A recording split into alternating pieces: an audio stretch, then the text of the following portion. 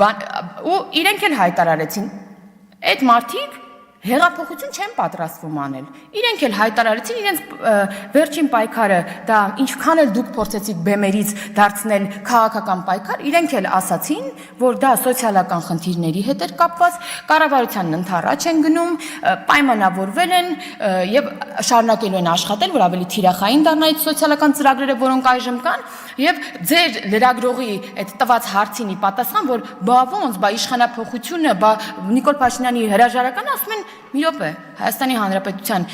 իշխանությունը ձևավորում է Հայաստանի Հանրապետության քաղաքացիների կողմից։ Այս ձեզ լավագույն պատասխանն է, գնացեք եւ վրանում արված ասուլիսը նորից դրեք եւ նայեք։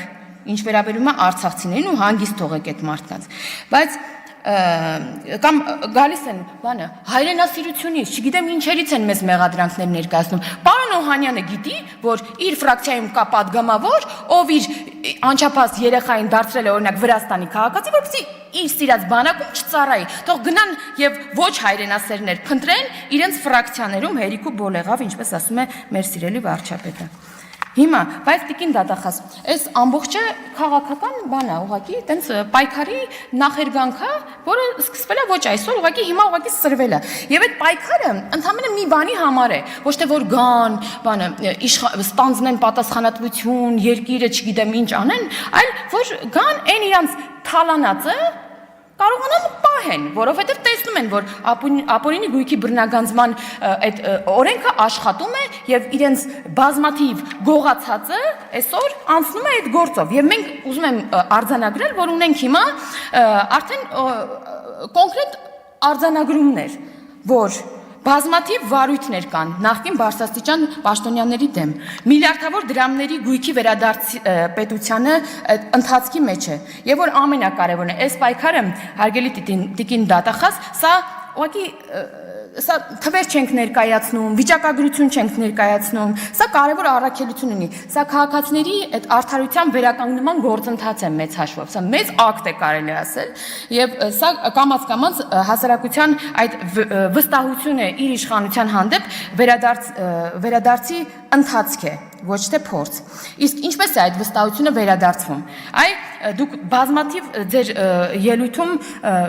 ցանկեր ներկայացրեցիք, հա, ինչ է օրինակ վերադարձվել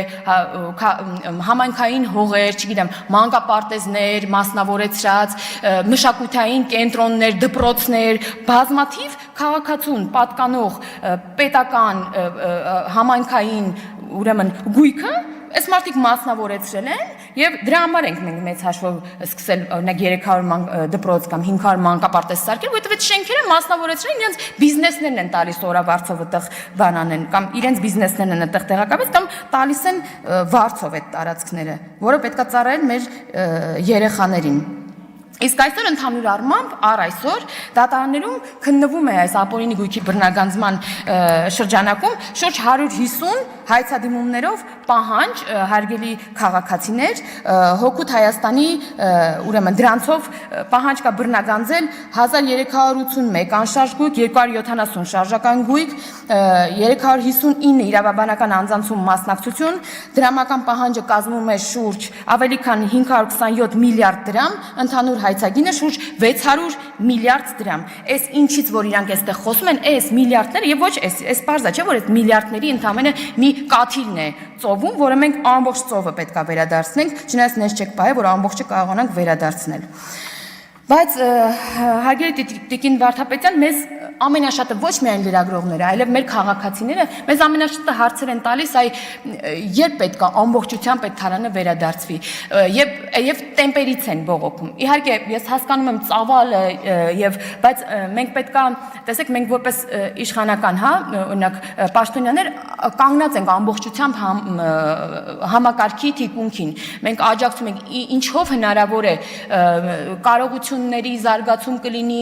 ներդրում կլինի, նոր օրենք ստեղծել կլինի, նոր ուրեմն ինստիտուտ կլինի, թե ինչ, մենք ուզում ենք, որ սա մենք մեզնից հասանելիքը ամբողջությամբ անում ենք եւ նաեւ դրա համար իրավունք ենք վերապահում մեզ տեմպերի հետ կապված ձեզ հարցեր ուղղել եւ պահանջել ինչու ոչ, որ այդ տեմպերը ավելի արագացնել։ Եվ ես վստահ եմ, որ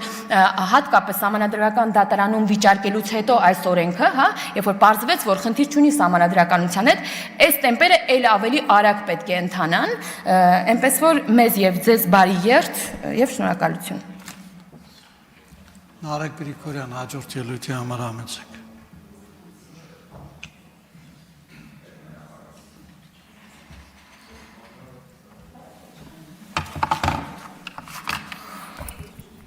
Մեծարգո պարոն Արշակյան, հարգելի գործընկերներ, Տիկին դատախազ,